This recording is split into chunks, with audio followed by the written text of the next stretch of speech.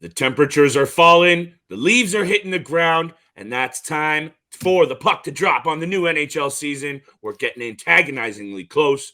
Today's episode features a look into a feature that we're going to get into over the next couple of episodes, top fantasy farms. Lots more to get to on today's show. Let's get right into it. You're Locked On Fantasy Hockey, your daily podcast on fantasy hockey. Part of the Locked On Podcast Network, your team every day.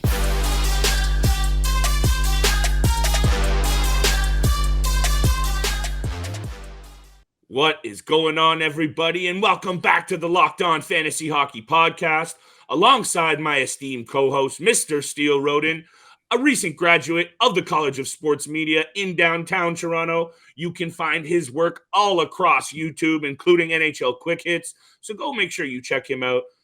And your boy, Big Flip Livingstone, yours truly. You've seen my work across such platforms as The Score, Sportsnet, and more. And thank you so much for making us your first listen every single day. Man, today we're back in the booth. The dynamic duo is together. Much love to Steele for holding me down yesterday. I want to get right into it on today's show, people, because we have a busy week upcoming. Couple of big guests. We have a big guest on today's episode. We're going to be talking to Justin Pooni of Locked On Canucks to really kick off a little feature series that Steele and I are going to be doing in the lead up to the drafts, taking a look at some of these interesting teams that have a lot of fantasy targets within it.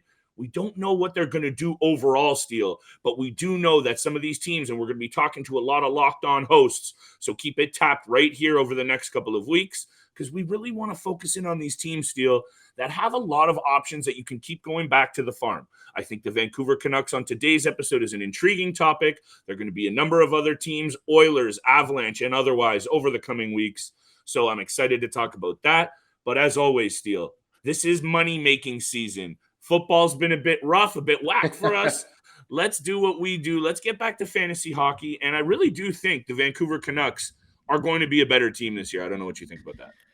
Yeah, I think we have our suspicions. We have our predictions for where the Vancouver Canucks have potential of finishing at the end of the regular season. You know, some of their fantasy players and some of their value that those players have heading up into this season as well. We're going to get it. We're going to get into JT Miller, Elias Pettersson, Thatcher Demko. We're going to talk about the whole nine here with the Vancouver Canucks and get all the insight from Locked On Canucks expert Justin Pooni. So I can't wait to have him on the show. And like you said, I'm super excited for the next couple of weeks as well. We've got a ton of great guests coming up heading into the start of the regular season. And you and I are just absolutely pumped right now.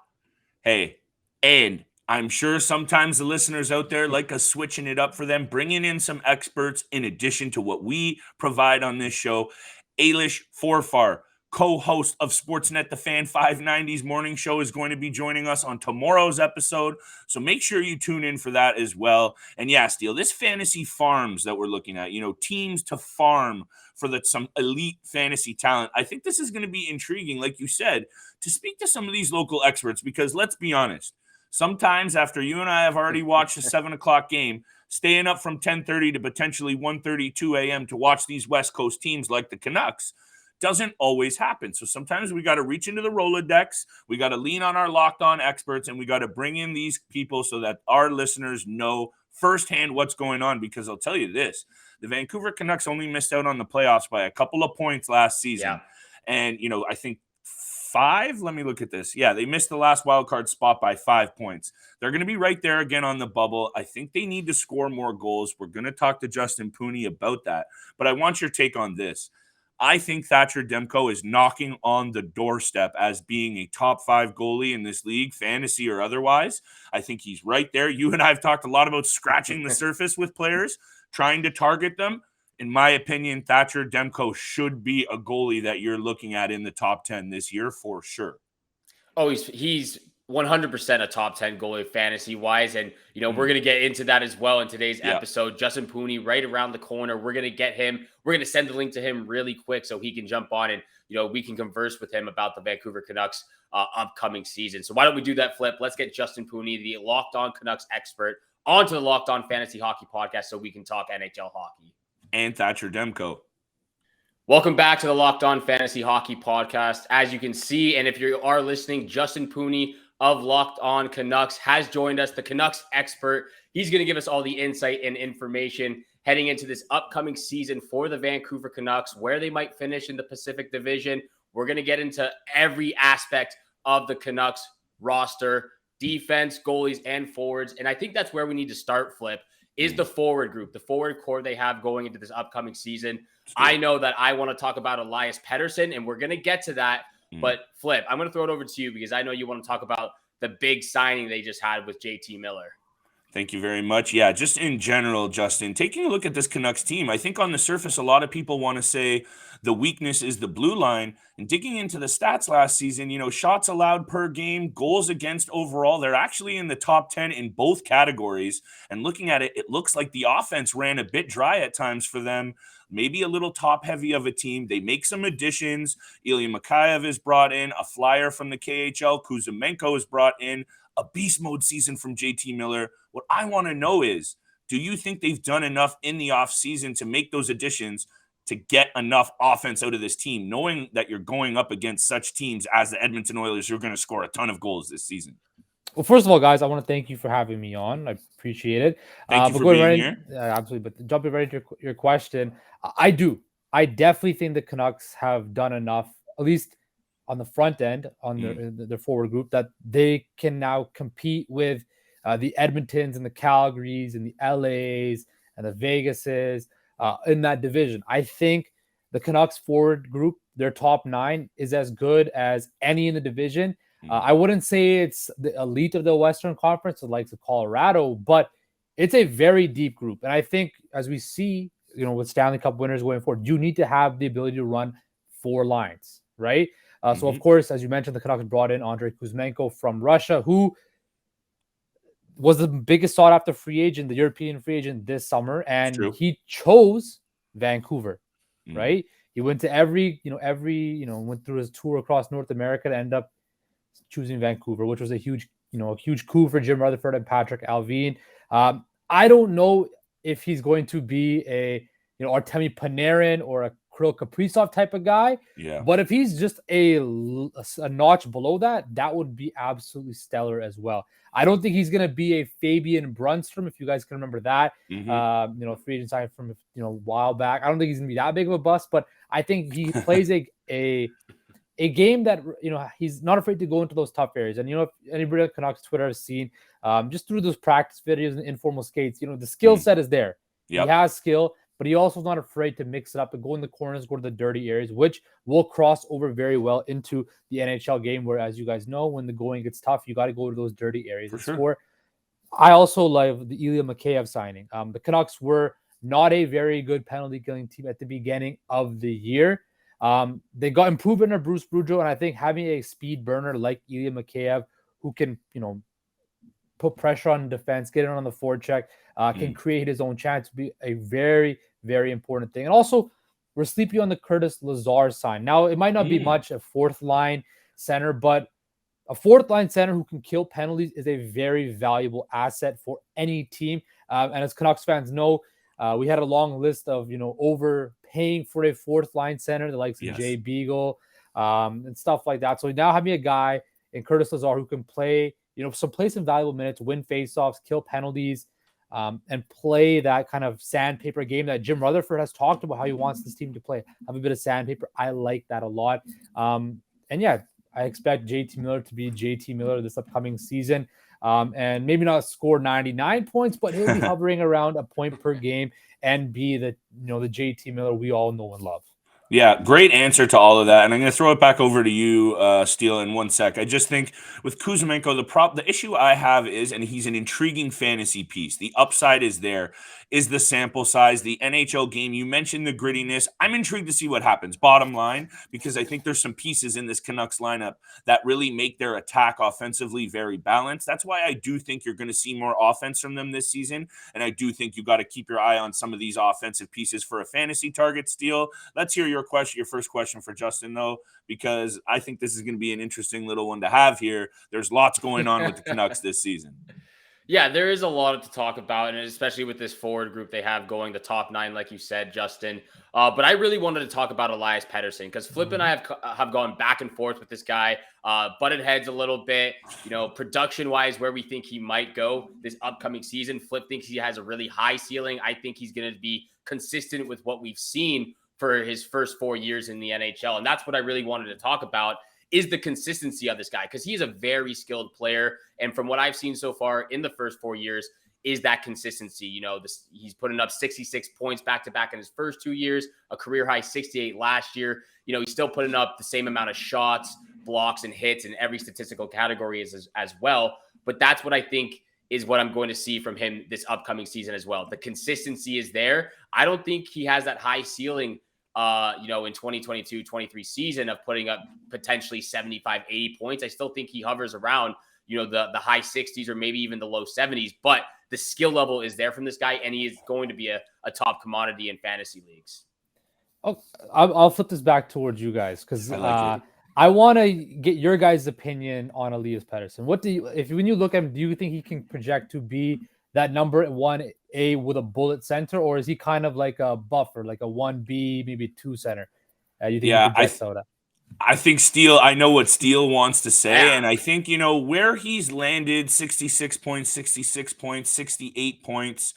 What intrigues me with this kid, though, when I watch him play, Justin, and this is why I want to kind of go with the former, I want to go with that 1A with a bullet. I think he has that in him. It's his shot. It's a little bit of his clutch performance. He gets hot, but then he is streaky. That's what he has to get out of his game is consistency. And I think if he can show up consistently and just really put up points, get out of his head a little bit, I think it might be between the ears a little bit with this young player. And that's why I don't want to give up on him so yet, because he is only coming into his 4th full season, some shortened ones with COVID. I don't think the book is out on him yet. And I want to lean with 1A with a bullet with that shot that he has. But I have a feeling Steele is going to disagree with me there. Yeah, I think the skill level is there. He has a ton of talent, but I just don't see that he's going to be able to get that this upcoming season. I'm not saying it's never going to happen. I think he has that potential. Same point to you when we talk about Tim Stützle. He has that potential of getting there eventually, but I just don't think it's this season upcoming because of, again, the consistency I've seen over the last 4 seasons from him. It's just the consistency. There hasn't been that extra step or that extra level I've seen from Pettersson so far, and that's why I think he still hovers around the high 60s, low 70 points this upcoming season. Okay. I just like that Justin's throwing questions back to us on our show where we're supposed to be asking him questions. This is why we bring on the other Locked On hosts, because they can also bring that fire content, people. Yeah, I just wanted to Elias Pettersson is such an intriguing player because you have you have people, even in the Vancouver Canucks fan base, that are split on him. Is he that guy when he first broke in? People thought that won the Calder Trophy. People thought, wow, this guy could be like, Pavel Datsyuk type of thing, right? Is he that type of? Yeah, there was. I'm not. I didn't say that. I know what you're saying. There were people out there in Canucks Twitter that felt that he had skill set like Pavel Datsyuk, right? But it's interesting. Yeah, he's still only 23 years old. That's right? just it. Yeah, he's still a young guy. And he talked about it last week about how he just found confidence playing under Bruce Boudreau. And we saw that at the beginning of last year, this Canucks team, for a lack of better terms, just quit on Travis Green. They got to a horrible start and they just quit.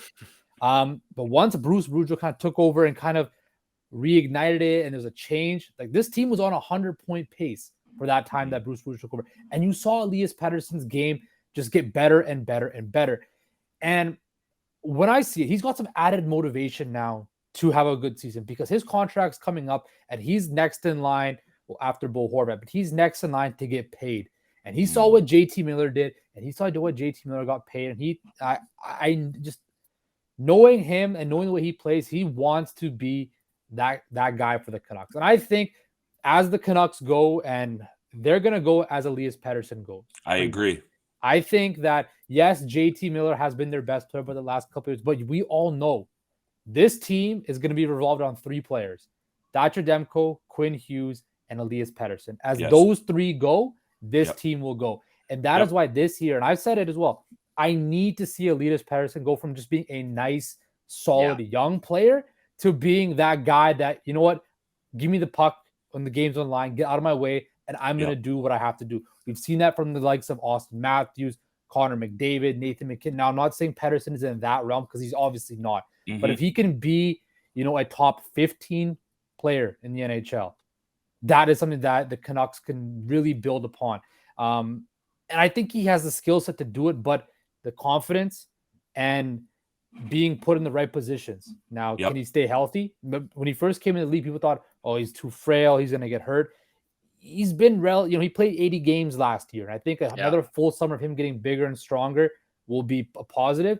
And having JT Miller back that can, he doesn't have to take those big zone faceoffs all the time, right? He has more offensive freedom because we know JT Miller can play a two-way game. So I expect Elias Pettersson to have a big, big season this year, because if he doesn't, the Canucks playoff chances are going to take a hit. Well, you mentioned the top 3 fantasy options on the team. That's clear. Quinn Hughes, Thatcher Demko, Elias Pettersson. There's some other options to look at. We're going to get to that. We're going to talk about some prospects that you might want to take a risk on fantasy-wise. We're going to talk to Justin about what he predicts for the upcoming season for the Canucks. But I got to take you real quick about BetOnline.net, your number one source for all of your pro and college football betting needs this season. Find all of the latest league developments, game matchups, news, podcasts, and more, including this week's Game 3 lines. Good luck to all the bettors out there. BetOnline is also your continued source for all of your sports wagering information, from live betting to esports and scores. It is the fastest and easiest way to check in on your favorite sports and events, including MLB, MMA, boxing, and golf. Head to the website today or use your mobile device to learn more about the trends and action. BetOnline, where the game starts. Thanks, Flip, for that sponsor of BetOnline. We absolutely love all the projections and odds we've gotten so far. We were just talking about this before we hopped on here about the new projections of who's going to be the first coach potentially to be fired this upcoming season. That was Toronto Maple Leafs Sheldon Keefe, but that's a completely another episode to get into. Let's dive right back into the Locked On Canucks expert, Justin Pooni, helping us out with some of the information, insight, and analysis of where the Vancouver Canucks are heading this upcoming season. And Flip, I think that's exactly where we need to go to is, Justin, where do you think the Vancouver Canucks finish at the end of the regular season? Because Flip and I have talked about this a little bit. We're pretty much in the same boat, and we'll give you our answer after, but where do you think Vancouver finishes? I mean, I think it's the playoffs. When I look at the Pacific Division, right, I think Edmonton is the best team. Of course, they have the best player and the second best player in the division, right? Thank you. They also have I'm not saying Jack Campbell is a number one Vezina caliber goalie, but he's going to be better than Mike Smith or Mikko Koskinen. Agreed. Yes. Okay. They brought back Evander Kane. I think the Oilers are the class of that division. Me too. Calgary, for everything Calgary did this offseason, there was a wild offseason in Calgary. Yeah. There's a lot of uncertainty. Yes, they got Huberdeau and they got Weegar and they got Kadri, but how are they all going to mix together with Daryl Sutter's system? I don't know. Right? They could be just as good as they were last year, but they might not be. My prediction is they're going to take a step back, right? LA kind of surprised everybody last year. They kind of, caught everybody off guard. What are they going to do this year when they're the hunted rather than the hunter, basically, right? Vegas, I don't know what's going to happen in Vegas. The injuries and just giving players away because of cap constraints. Yes, Jack Eichel is back healthy, but I have no idea what's going on in Vegas. The Canucks, the way I see it breaking down is there's Edmonton, Calgary, LA, Vegas, and the Canucks fighting for those last 2 spots in the Pacific Division. Yeah. Right? Would it surprise me if the Canucks come second in the Pacific? A little bit, but it wouldn't be shocking. The way I see it breaking down is when I look at the Western Conferences, I think Edmonton, Calgary, LA will take the first 3 spots, and the Canucks will slide into a wild card position. I think, like you guys said, like this team has a very deep forward core. They have a number 1 goalie, which is very helpful when you have a guy back there that, even though everybody can talk about the defense core not being the great, if you look at it, Oliver Ekman-Larsson and Tyler Myers, we're a decent shutdown pair. Now they get paid a lot of money, and people look at that first and kind of critique them.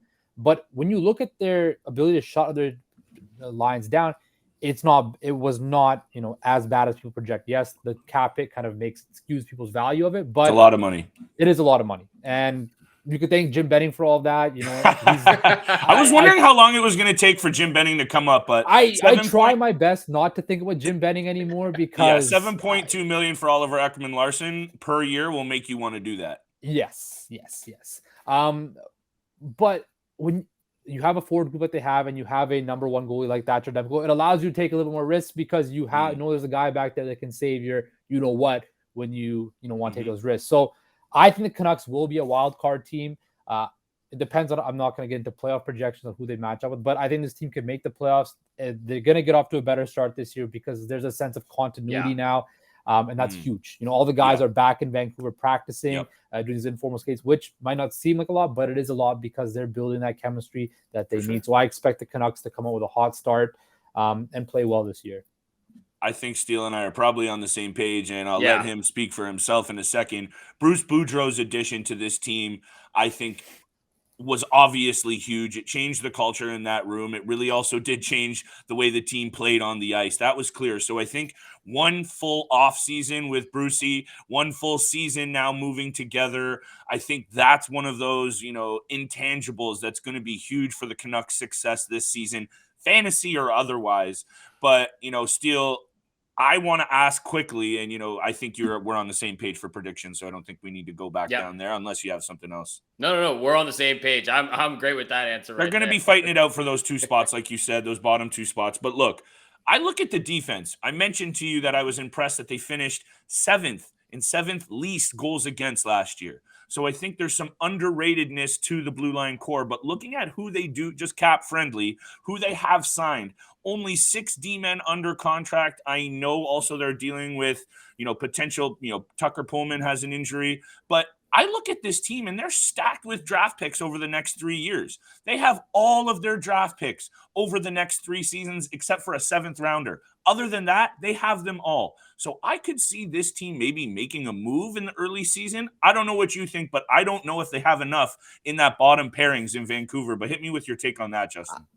They're going to keep their first round picks, I think, because I believe Jim Rutherford and Patrick Allvin want to build sustainable success here. We've seen, under the previous regime, again, I'm bringing up Jim Benning again. When he first got in, like after post Mike Gillis and that whole 2011 prime run kind of ended, they added a couple additions and they went to the playoffs, and it gave them false hope that, hey, this team's not actually that bad. And then afterwards, it kind of fell off a cliff and they never were able to do the full on rebuild. True. I think Patrick Allvin and Jim Rutherford, who have experience, building a championship team, well, not building, but sustaining success in Pittsburgh and winning back-to-back Stanley Cups. For sure. I think they want to set up the long-term success. So I think they can keep, those first-round picks and, build upon the prospect pool, which apparently is very weak. But, they've done some nice free agent signings. So I don't see any first-round picks getting shuffled out. But going to the defense, I've been a huge proponent on the Canucks offering PK Subban a PTO. He's a right. This is what I'm kind of getting at is I see some sort of move here. Yeah. I don't know. It'll be more minor, but I see they need another body in the mix. Exactly. PK Subban plays the right shot of defense. Yes, he's a big personality and people are going to think that he's going to be highly motivated. This guy won a Norris Trophy, was the highest paid defenseman in the NHL at one point. You think he has a sense of pride that he wants to show everybody that I'm not done. He spent a couple of years in New Jersey, which we all know New Jersey right now is nothing to really be, it's a place where careers somewhat go to die, right? They haven't done anything. At times, so, it's changing though, but I hear changing. They have a very nice pieces in New Jersey right now. But if you get a highly motivated PK Subban, a guy who you're not going to be asking to be what he was in Montreal or even his first couple of years in Nashville, a guy that can, maybe play on your second unit power play, can just play solid defense. If you get a player like that, that can help you out a lot. So I've been a huge proponent of the Canucks bringing in PK Subban, but we'll see. I mean, there has to be something. There has to be another body brought in somehow. Yep. Yeah, and I think that's exactly where I wanted to take this conversation as well, is that defensive core. And, you kind of talked about adding another body. Let's look at some of the guys they already have under contract. I kind of want to look at this from a fantasy overall general aspect for the Vancouver Canucks blue line, but looking at their blue line and to what Flip said as well, Quinn Hughes is obviously the top guy. He's ranked 50th on fantasy draft lists. A real good defenseman for any fantasy team. But once you get down to Oliver Ekman-Larsson, Tucker Poolman, Travis Dermott, like the fact that Luke Shen is playing with Quinn Hughes as the first pair defenseman just blows my mind. To me, it's absolutely ridiculous. But that's what we're trying to get at, is there's not a lot of talent there to support Quinn Hughes and that forward group. Can Vancouver, as well as Thatcher Demko, can they depend on that blue line to really stand strong in front of them?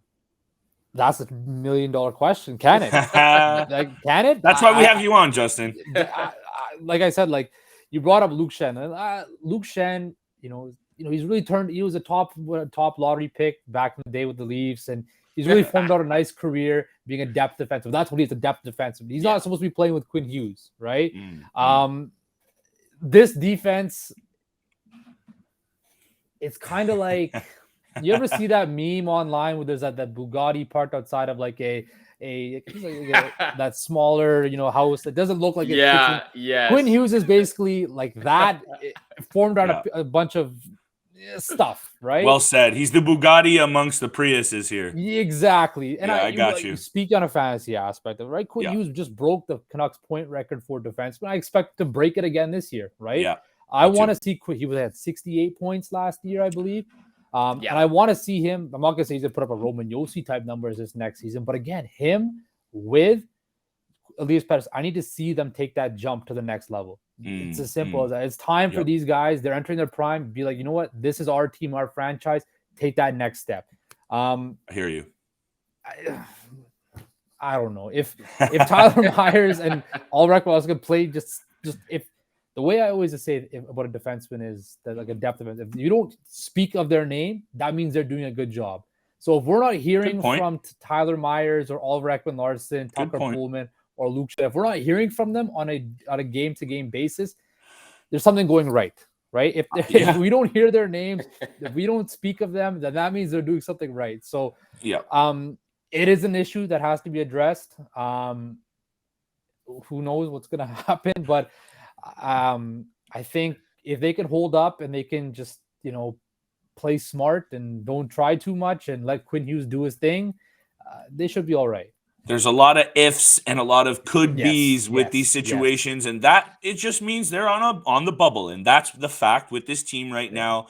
And there's a couple of things here that I want to get to, before we let you go, Justin. And make sure you go and check out Locked On Canucks and Justin Pooni on Twitter, YouTube, all across where you find your favorite content. You can find Locked On Canucks and Justin. Want to show you that love. I have a couple of questions that I want to get to wrap it up after the break, but also about Luke Shen. We're just a bit jaded as Leafs fans with Luke Shen. Oh, you guys are Leafs fans. Yes. Oh, man, I wish I knew before. I had all my ammunition ready Justin, to go. We'll save it for another episode. I like your style, so we'll have you back on. You can chirp us about that. But I got to talk about some young players after the break, and I need to ask you about Brock Boeser. But why don't you take us to the break, Steele? Yeah, thank you so much for making the Locked On Fantasy Hockey Podcast your first listen every single day. Don't forget, we are free and available on all podcast platforms, which also includes YouTube. So make sure you hammer the subscribe, hammer the follow button. Thank you so much, Flip, and I appreciate all the support. And while you're at it, go check out Locked On Canucks as well with the expert Justin Pooni. Make sure you subscribe and follow his channel as well. Flip, I'll throw it right back over to you for your last couple of questions. Thank you very much, Steele. When I look at this roster, Justin, I talked about intriguing names. Two of them that jump off the page for me, Vasily Podkolzin, that's number one, and number two, and I know he's dealt with some injuries, and I'm not really sure what his future is this year, but Nils Höglander as well. Two names that I know get thrown around a lot on Canucks Twitter for varying reasons. By the way, Canucks Twitter, very spicy place to be. So tread carefully when you're into those waters, especially if you're another Canadian fan of another Canadian team. That's number one. But number two, I need to know, is there a name, a young player that you maybe have your eye on to maybe make a step forward this season? It could be those names I mentioned. It could be otherwise. Is there a young name that maybe fantasy cats out there might want to take at the very back end of their keeper draft, a stash? Is there a young player you like that's up and coming that you think is about to make an impact? Absolutely. You just mentioned him, Vasily Podkolzin. Vasily Podkolzin, again, you look at the stats, he didn't have a mind-blowing rookie season, but he showed the ability he could score goals, right? He showed the ability he can play the NHL game. And for a young guy coming from Russia, we all know it's a bit of an adjustment period. Well, the one thing that really impressed me was his ability to adapt to the North American culture. At the beginning of the year, he didn't really talk to the media, but at the end of the season, he talked to the media without a translator, right? And of course, on the Canucks have added Ilya Mikheyev and Andrei Kuzmenko, 2 other Russians that, as we all know, it gives them a comfort blanket. Like, hey, like these guys, we can all go through this together.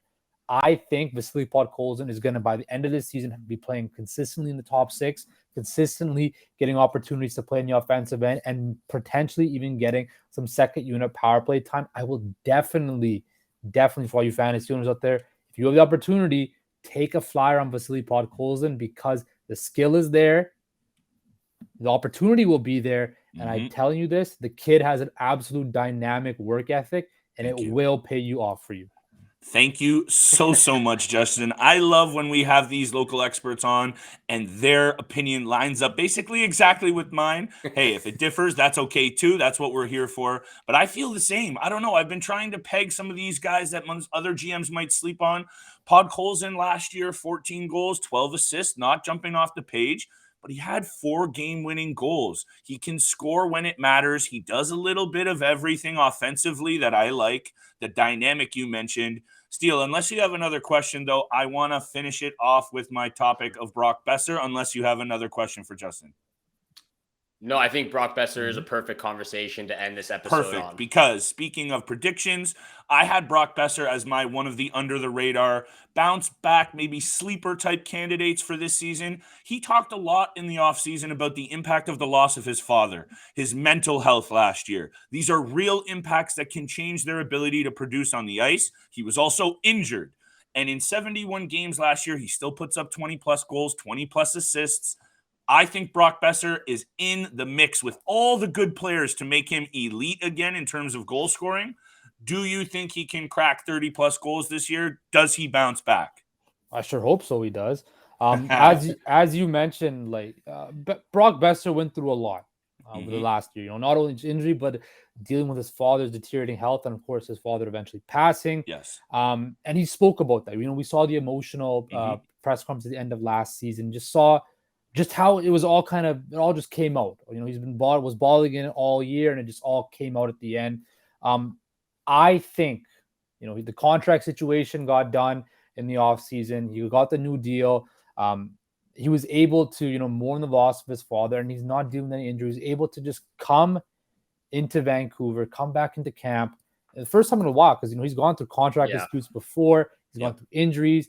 Just having the ability now to start the season on a proper, fresh slate. Coming into the training camp, coming into the preseason, no contract questions, no, family situations over top of his head. Just Brock Boeser coming into Vancouver to play hockey at a high level. And he's going to be on that number 1 line with JT Miller and Elias Pettersson. He had probably one of his, when you looked at Brock Boeser last year, probably his worst season, right? And he still got over 20 goals. I think having a motivated Brock Boeser, I projected he would get anywhere from 28 to 32 goals. That's where I kind of see him fitting in. If he can get, to 28 around that 30 goal mark, for what he's getting paid, that's good value. And then for fantasy owners that want to take him, probably like at a mid to late round pick, then definitely, right?